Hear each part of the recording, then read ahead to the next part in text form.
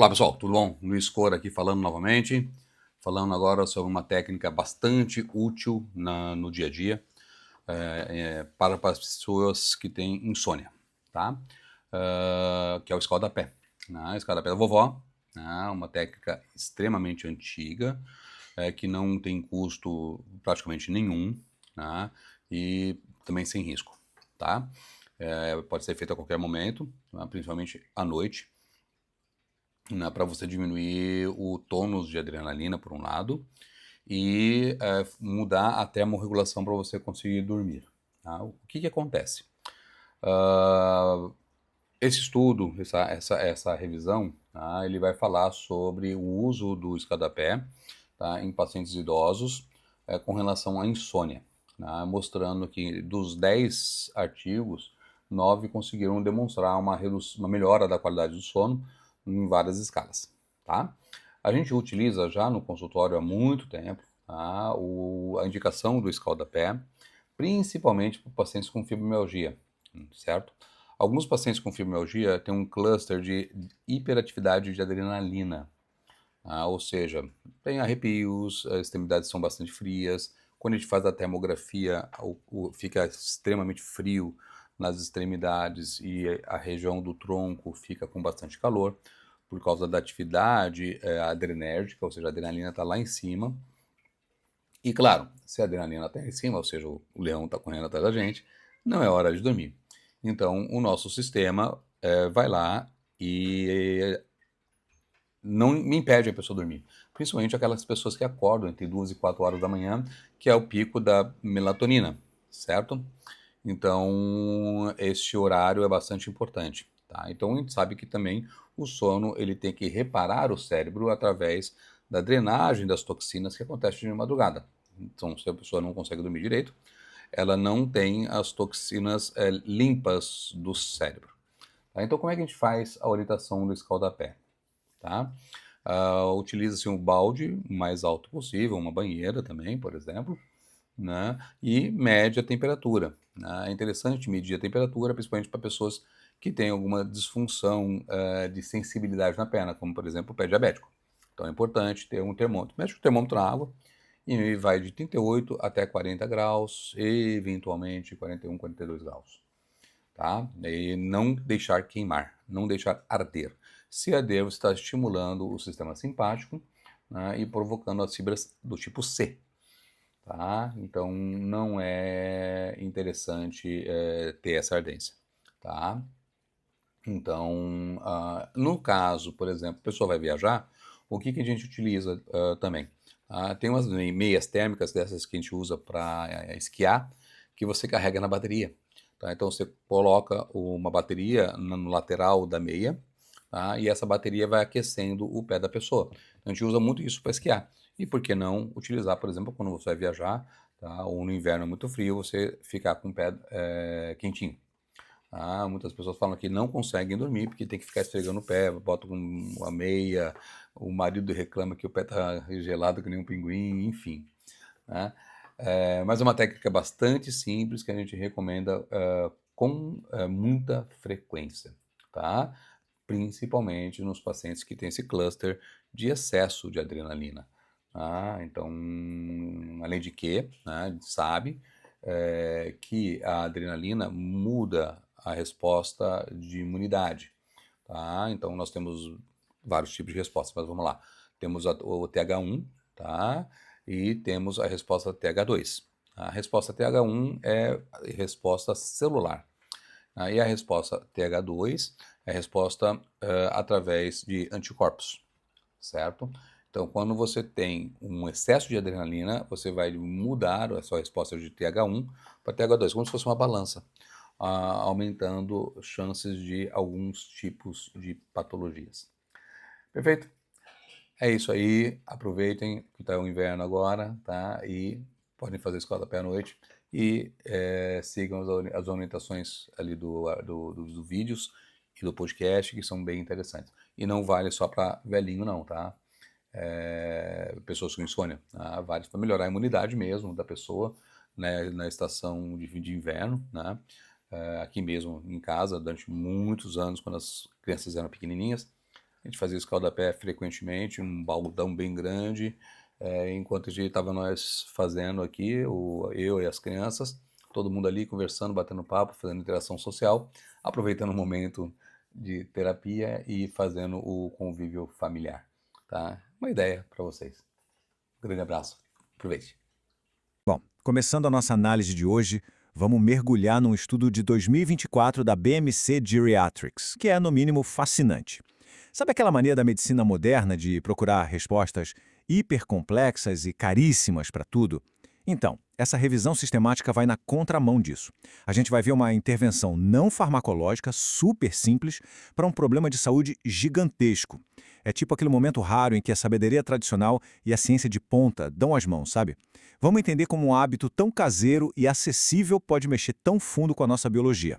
E olha, para entender por que isso é tão urgente, a gente precisa olhar para os números. Até 2050, a OCDE projeta que a população com 65 anos ou mais vai crescer exatos 25,1% nos países membros. E não estamos falando de um ajustezinho demográfico qualquer, tá? É uma reconfiguração total e absoluta da pirâmide etária. O envelhecimento em massa não é mais teoria, é a nossa realidade batendo na porta. Basicamente, cuidar da saúde na terceira idade não vai ser só uma especialidade, vai ser o pilar central da saúde pública no mundo todo. E quando a gente investiga do que as pessoas mais velhas realmente reclamam no dia a dia, tem um pódio que chama muita atenção. Atrás só de dores de cabeça crônicas e problemas de estômago, o sono ruim leva a medalha de bronze das queixas globais. Só que, convenhamos, dormir mal na velhice não é só um incômodo passageiro de acordar meio cansado. Isso virou uma verdadeira epidemia fisiológica. É um problema crônico que drena a qualidade de vida, destrói o humor e atrapalha demais a capacidade de recuperação de um corpo que já lida com os desgastes naturais da idade.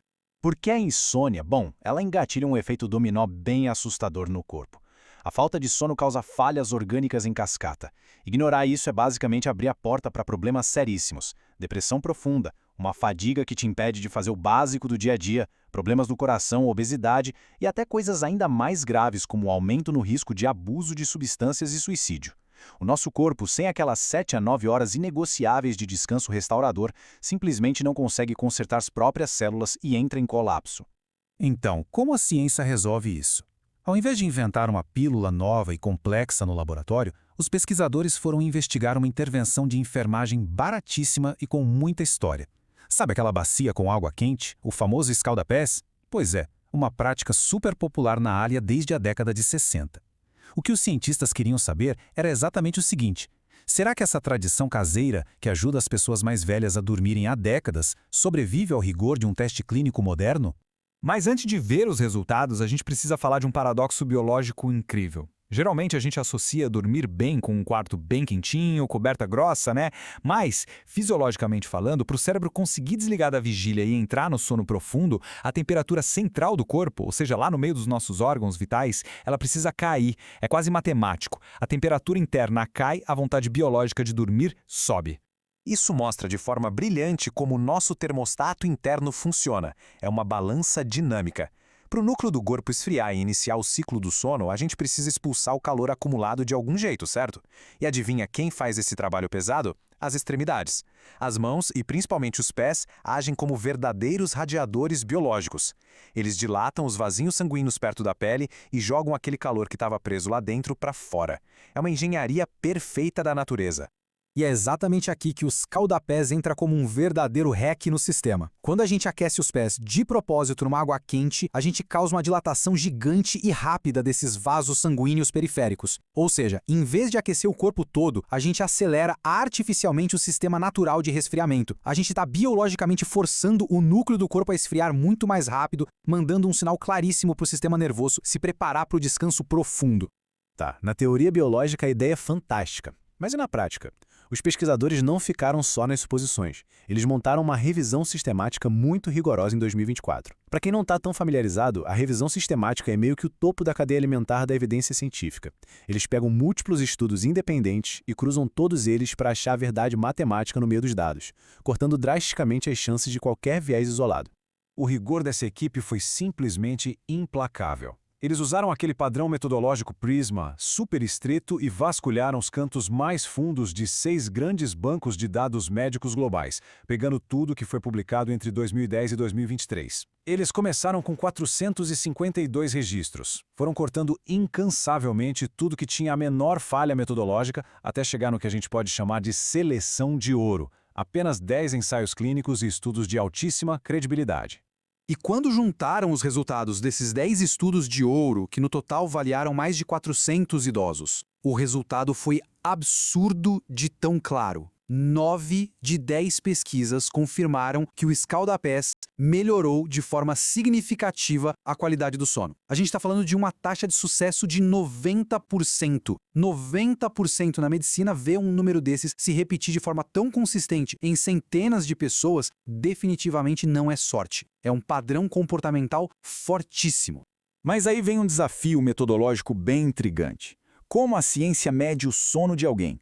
Porque a sensação de dormir bem ou mal é super subjetiva. Para resolver isso de uma vez por todas, a grande maioria desses estudos bem-sucedidos usou o Índice de Qualidade do Sono de Pittsburgh. Esse questionário, que existe desde 1989, é o padrão ouro no mundo todo. Ele traduz aquela sensação abstrata de descanso numa matemática dura e diagnosticável, garantindo que os dados têm um peso de verdade. E quando a gente olha para essa matemática, a melhora salta aos olhos. Todos os estudos de sucesso que usaram essa ferramenta específica mostraram que a água quente nos pés melhorou a nota de qualidade do sono em um mínimo de 2 pontos. E olha, no contexto rigoroso de uma escala de insônia, esses 2 pontos não são um detalhe técnico. Na vida real, isso representa a diferença enorme entre passar a madrugada em claro, frustrado, e finalmente conseguir ter um descanso que o corpo percebe.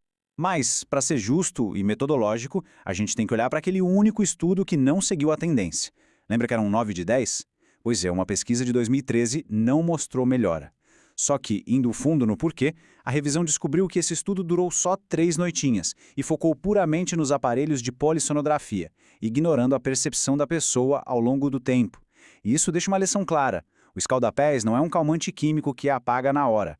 Ajustar o relógio biológico de forma natural exige regularidade. O corpo precisa criar o hábito. O mais legal é que, puxando todos esses dados, a ciência nos entregou uma verdadeira fórmula magistral. O consenso gerou um protocolo terapêutico focado em 3 passos. Primeiro, a temperatura da água. Não pode ser só morninha, tem que bater ali nos 40 graus ou mais para dilatar os vasos para valer. Segundo, o momento exato. Isso precisa começar de 10 minutos a no máximo 2 horas antes de ir para a cama. E o terceiro passo é a duração. Os pés devem ficar ali, direto na água, por 10 a 30 minutos para o ciclo termorregulador se completar. Entender toda essa mecânica do corpo é demais, mas a verdadeira revolução dessa pesquisa está no impacto social. Com o envelhecimento populacional acelerado, ter em mãos uma ferramenta que não usa absolutamente nenhum medicamento, evitando aqueles efeitos colaterais horríveis de drogas sintéticas nos mais velhos, e que ainda por cima não custa quase nada, é algo gigantesco. Qualquer pessoa consegue fazer isso de forma autônoma na própria casa. É uma vitória maravilhosa para a saúde comunitária. É profundamente satisfatório quando o rigor analítico da ciência contemporânea valida práticas tão acessíveis que já faziam parte da nossa cultura. Com o mundo precisando desesperadamente de soluções seguras e sustentáveis a longo prazo, essa montanha de evidências deixa a gente com um pensamento bem forte. Quem diria que a chave para garantir noites mais tranquilas e dias com muito mais energia lá na frente poderia estar numa simples bacia de água quente antes de deitar? É a própria ciência nos convidando a redescobrir o poder transformador do básico.